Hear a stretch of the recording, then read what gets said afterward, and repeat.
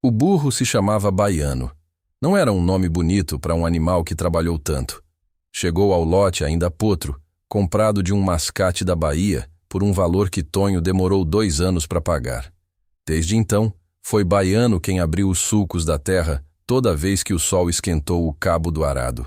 Foi ele que puxou o peso nos dias de colheita, que pisou firme na lama das chuvas de novembro, que ficou quieto nos dias ruins, como se soubesse que o dono precisava de silêncio mais do que de qualquer outra coisa. Velho agora, as costelas apareciam um pouco e os olhos tinham aquela película esbranquiçada que vem com os anos. Mas ele ainda puxava, ainda obedecia, ainda conhecia o caminho dos sulcos sem que ninguém mandasse. Naquela quinta-feira de agosto, o poço estava seco fazia 3 semanas. A última xícara de fubá tinha sido o jantar de terça. O filho dormia inquieto, com uma fraqueza no corpo que não era só de fome, era daquele tipo de fraqueza que vai fundo, que cansa o menino antes mesmo de ele se levantar. Tonho ficou acordado a noite inteira olhando para o teto de palha. Fez a conta várias vezes. Não fechava. Tentou pensar em outro jeito. Não tinha. Antes do sol nascer, ele se levantou, foi até o curral pequeno, pegou a corda mais nova que tinha, a única que ainda prestava, e amarrou no pescoço do baiano devagar, com cuidado, como quem faz uma coisa que não pode ser desfeita depois que começa. Zinho estava na soleira quando o pai passou com o burro. Não disse nada de imediato. Ficou olhando com aqueles olhos que já viam mais do que menino de 9 anos devia ver. Tonho parou um segundo, ajeitou o chapéu, puxou a corda. Vou na cidade. Volto antes de escurecer. O menino perguntou baixinho. O senhor vai vender o baiano? Tonho não respondeu. Apenas disse que ficasse em casa e não abrisse para ninguém. Zinho ficou na soleira até a poeira da estrada engolir o pai e o burro. Depois entrou, sentou no chão perto do fogão apagado e ficou quieto do jeito que as crianças ficam quando entendem que a situação é séria demais para chorar. Não chorou. Esperou. O lote ficava a 2 dias a pé de Araguainha. Um pedaço de chão que Tonho nunca teve escritura. Só a palavra do dono da fazenda que o deixou meeiro há 15 anos. Palavra vale o que a necessidade deixa valer. Tonho tinha chegado ali com a mulher Neuza e um filho de colo.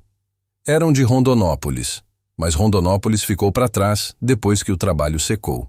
No Cerrado do Araguaia, pelo menos tinha terra. Tinha como plantar. Era pouco, mas era concreto. Tonho não era homem de muita fala nem de muita queixa. Tinha 2 marcas que qualquer um notava. A mão esquerda com 2 dedos tortos, quebrados numa aração antiga e mal curados, e o hábito de tirar o chapéu quando o assunto ficava sério.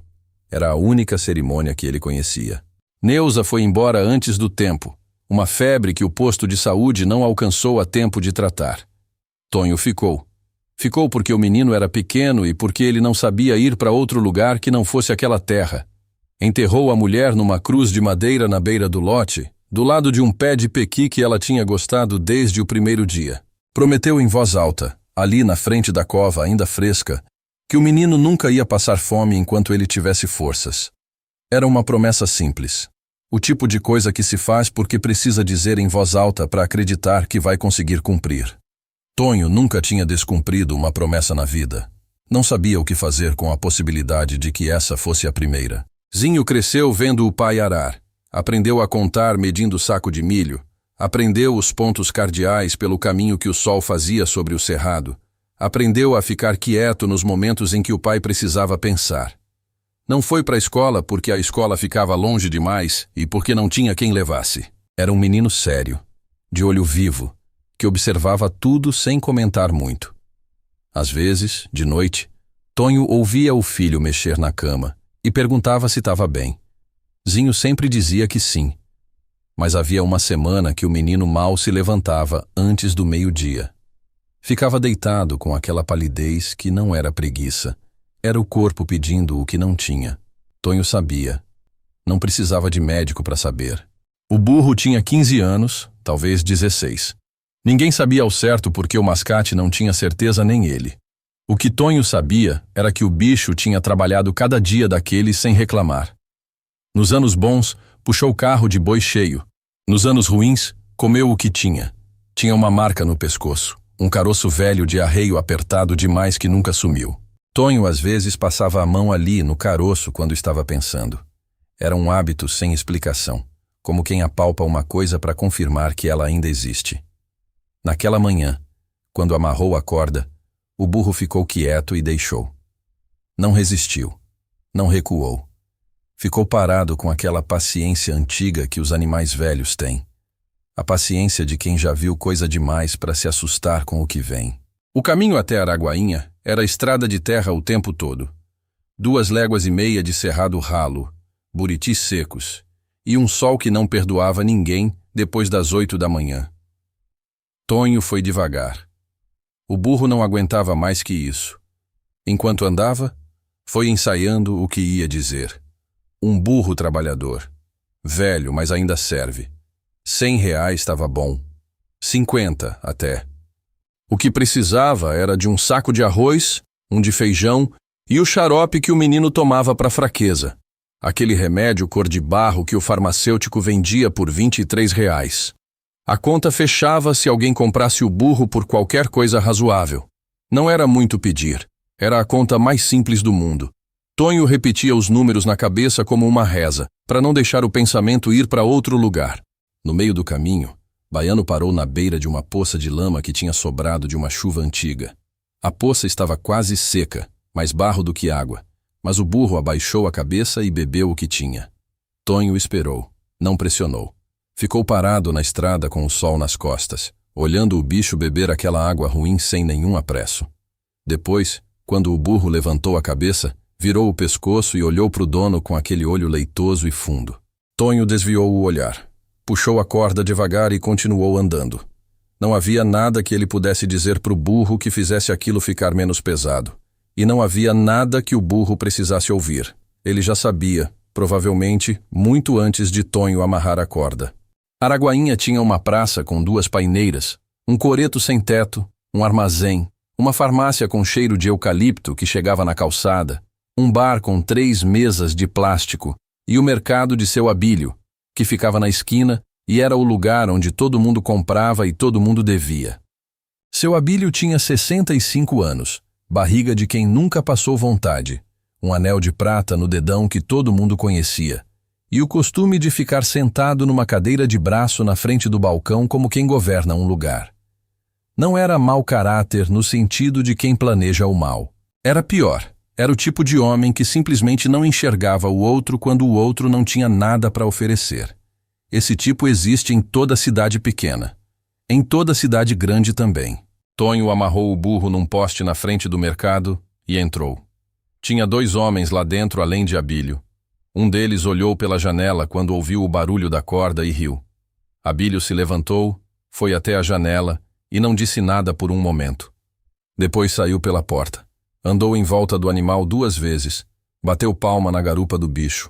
O burro não reagiu. Que foi, Tonho? Veio pagar a conta? Tonho disse que não. Disse que veio vender o burro. Abílio fez aquela cara de quem vai fazer um favor imenso.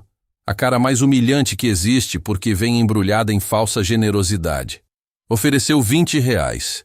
Tonho disse que 20 não pagava nem o remédio do menino. Abílio deu de ombros e voltou para dentro. Tonho ficou na calçada com a corda na mão. Ficou um tempo parado, olhando para a rua como se esperasse que alguma coisa aparecesse. Nada apareceu. Tentou mais 2 lugares. O homem que criava cavalos disse que burro ele não queria não. Tinha cavalo demais para sustentar. O outro nem parou de varrer a calçada para ouvir. O sol estava no meio do céu quando Tonho parou na frente da farmácia. Ficou do lado de fora olhando pela vitrine. Viu o xarope na 3ª prateleira, segundo frasco da esquerda. Sabia onde ficava porque já tinha comprado antes, em tempo melhor. Ficou olhando aquele frasco por um tempo que não dava para medir. Depois virou as costas e foi sentar na praça porque não tinha mais lugar para tentar e as pernas estavam pesadas. O banco de cimento ficava debaixo de uma das paineiras, do lado do coreto sem teto. Tonho amarrou Baiano no encosto do banco e sentou. Tirou o chapéu. Passou a mão nos 2 dedos tortos da mão esquerda. O hábito de sempre. O sol estava descendo. Em 2 horas ia escurecer e ele ainda teria a estrada de volta para fazer. Voltaria sem o dinheiro, sem o arroz, sem o xarope. Voltaria igual saiu. Zinho estava em casa esperando. com aquela palidez que não era preguiça. Tonho fechou os olhos um momento. Respirou. Depois tirou o chapéu do joelho, colocou no banco ao lado e falou em voz muito baixa. Não para ninguém que estava ali, mas para alguém que ele ainda carregava dentro do peito desde 2011. Neuza, eu prometi que o Piá não ia passar fome enquanto eu tivesse forças. Prometi para você na sua frente ainda aberta, mas eu não sei mais o que fazer não. Tonho disse isso devagar, sem emoção exagerada, do jeito que os homens do interior rezam, sem plateia, sem cerimônia, como quem conversa com alguém que foi embora, mas ainda escuta. O burro ficou parado do lado, a cabeça baixa, a respiração lenta. O vento mexeu nas folhas secas das paineiras. Em volta, a praça estava quase vazia. Só uma criança brincando no coreto e um cachorro dormindo na sombra do muro. Nada respondia. Nada nunca respondia de um jeito que a gente pudesse ouvir com os ouvidos. Mas Tonho ficou quieto depois, como quem terminou uma conversa de verdade. Foi nesse silêncio que apareceu Dona Ritinha. Ninguém viu de onde ela veio. Quem morava perto da praça disse depois que ela tinha saído da rua de trás, mas ninguém a viu passar pela calçada. Ela simplesmente estava lá, com o pano de prato no ombro, os óculos escorregados no nariz e os braços cruzados, olhando para o baiano com a atenção de quem entende de animal. Tinha 70 anos ou perto disso, cabelo branco preso com grampo de osso, avental florido, chinelo de borracha. Parecia uma avó qualquer. Tinha alguma coisa nos olhos que não era avó nenhuma. Esse bicho tá com sede, ela disse, como quem constata o tempo. Tonho olhou para ela. Não respondeu. Ela continuou olhando para o burro como se a resposta não fosse necessária. Você também tá com fome. Não precisa falar que eu sei. Tonho perguntou se ela o conhecia. Ela disse que conhecia a mulher dele, que tinha estudado com Neuza Cabral no primário anos atrás e que Neuza falava dele. Perguntou se ele tinha vindo vender o burro. Tonho disse que tinha tentado. Ninguém quis. Dona Ritinha ficou em silêncio um momento, olhando ora para o burro, ora para o homem, com uma expressão que não era pena. Pena é quando a pessoa se sente acima. Era outra coisa. Era o olhar de quem reconhece uma situação que já viu antes, de perto, na própria pele. Ela descruzou os braços, ajeitou o óculos no nariz e disse duas palavras que Tonho não esperava ouvir de ninguém naquele dia. Vem comigo. Tonho foi porque não tinha mais para onde ir. Levou o baiano pela corda, seguindo a mulher pelas ruas de terra batida até uma rua sem saída atrás da praça. A casa dela tinha quintal com mangueira antiga, um tanque de pedra com água limpa e uma cozinha que cheirava a coisa cozida desde cedo. Dona Ritinha foi logo colocar água no tanque para o burro. O bicho chegou devagar, cheirou a borda. Depois bebeu com aquela calma longa de quem tinha sede há horas. Tonho ficou parado no quintal observando, o chapéu na mão, sem saber direito o que fazer com aquela gentileza que chegou sem ser pedida. A mangueira no quintal era enorme, dava sombra em metade do terreno. Era a maior árvore que Tonho tinha visto em semanas. Aqui tinha água, aqui tinha sombra. Aqui existia alguma coisa viva. Dentro, ela botou comida na mesa sem perguntar se ele queria. Arroz, feijão, galinha desfiada. Tonho olhou para o prato um segundo antes de sentar. A senhora não precisava. Ela disse para calar a boca e comer. Ele comeu. Comeu com aquela concentração quieta de quem não sabe quando vai comer de novo. Quando terminou, ficou olhando o prato vazio por um tempo. Dona Ritinha ficou sentada do outro lado da mesa, com uma xícara de café na mão, sem pressa nenhuma. Fora, Baiano ainda estava no tanque. A luz da tarde entrava pela janela da cozinha com aquele tom dourado de fim de dia que faz qualquer coisa parecer mais calma do que é. Tonho tirou o chapéu. O gesto de sempre. Quando o assunto ia ficar sério, o chapéu saía da cabeça. O menino tá sozinho em casa? Tonho disse que estava. Ela perguntou como estava o lote, a seca, o que tinha acontecido. Tonho contou tudo. O poço seco, a farinha que acabou, o remédio que o menino precisava, a conta que não fechava, a promessa que tinha feito para Neuza na frente da cova. Falou devagar, sem drama. com a economia de palavras de quem não tem costume de pedir. Dona Ritinha ouviu tudo sem interromper uma vez. Quando ele terminou, ficou em silêncio por um momento. Não o silêncio de quem não sabe o que dizer, mas o de quem já sabe o que vai fazer e só está deixando o homem terminar de falar com dignidade. Depois se levantou, foi até o corredor e abriu o guarda-roupa velho que ficava entre a sala e o quarto. Ela voltou com uma sacola de algodão. Botou na mesa devagar. Dentro tinha 2 quilos de arroz, 2 de feijão, um pacote de fubá, uma garrafa de óleo, sal e um frasco de xarope cor de barro. O mesmo xarope, o mesmo que estava na terceira prateleira da farmácia. Tonho olhou para a sacola, olhou para ela. Não disse nada por um momento. A senhora não precisava fazer isso, dona Ritinha. Eu não tenho como pagar. Ela ficou em pé com os braços cruzados, a expressão do rosto igual, firme, sem hesitar. Disse que não estava cobrando nada. Disse para ele guardar o burro, que aquele bicho trabalhou a vida inteira e merecia morrer em casa, no chão que conhecia. Tonho ficou olhando ela como quem tenta entender o que aconteceu. Lá puxou uma cadeira e sentou na frente dele. Falou devagar, escolhendo cada palavra. Porque sua mulher me deu o vestido dela para eu me casar. Eu não tinha nada. Era mais pobre do que você hoje. Não tinha família por perto. Não tinha dinheiro, não tinha nada. Ela tirou o vestido do próprio corpo e me deu sem pensar 2 vezes. Isso foi em 1987. Eu disse naquele dia que ia pagar um dia. Não paguei para ela. Pago para você. Tonho ficou quieto. Não havia resposta para uma coisa dessas, pelo menos não em palavras. Lá fora, Baiano fez um ruído manso, um sopro pelas ventas, como quem achou que aquilo fez sentido. A tarde escurecia devagar pela janela. Na cozinha, o tempo parou por um segundo, o tipo de segundo que a gente carrega o resto da vida. Tonho saiu de Araguainha quando a noite tinha fechado. Levou a sacola no braço, levou o Baiano pela corda, levou a estrada de volta. Andou as 2,5 léguas no escuro sem pressa. Baiano conhecia o caminho de cor, mesmo sem lua. Às vezes o burro ia na frente e esticava a corda como se quisesse guiar. Tonho deixava.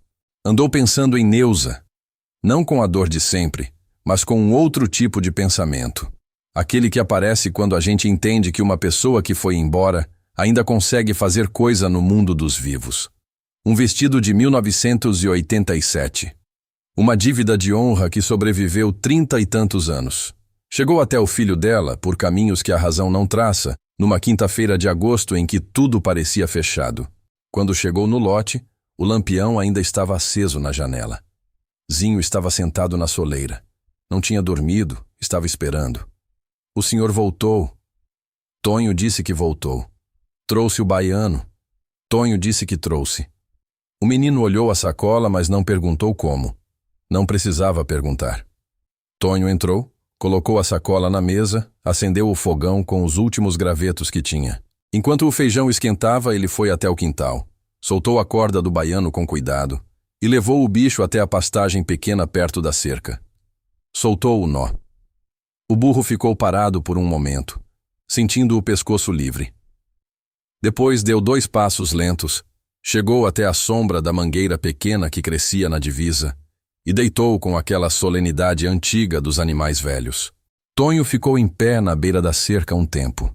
Não havia nada particular para fazer ali. O feijão já estava no fogo, o menino já estava dentro, mas ele ficou, olhou para o céu. As estrelas do cerrado estavam todas lá, do jeito que sempre estavam, sem se importar com a seca, sem se importar com nada que acontecia lá embaixo, mas presentes do mesmo jeito. Ele tirou o chapéu. Ficou com ele na mão, a cabeça levemente inclinada, sem dizer nada em voz alta dessa vez. Não precisava. Já tinha sido dito. Já tinha sido ouvido. Atrás dele, pela janela da cozinha, o cheiro de feijão quente começou a sair pela fresta da porta. Zinho chamou o pai. Tonho colocou o chapéu de volta, virou as costas para a noite e entrou. A seca durou mais 3 semanas depois disso. Mas aquela noite, o feijão ferveu, o xarope foi tomado e o Baiano dormiu sem corda.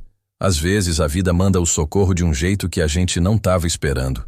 E às vezes o que a gente acha que vai ter que abrir mão. É exatamente o que a vida deixa a gente guardar. Se essa história te tocou, você sabe o que fazer. E se você conhece alguém que está passando por uma seca dessas, não de chuva, mas de gente, guarda essa história para contar para ele.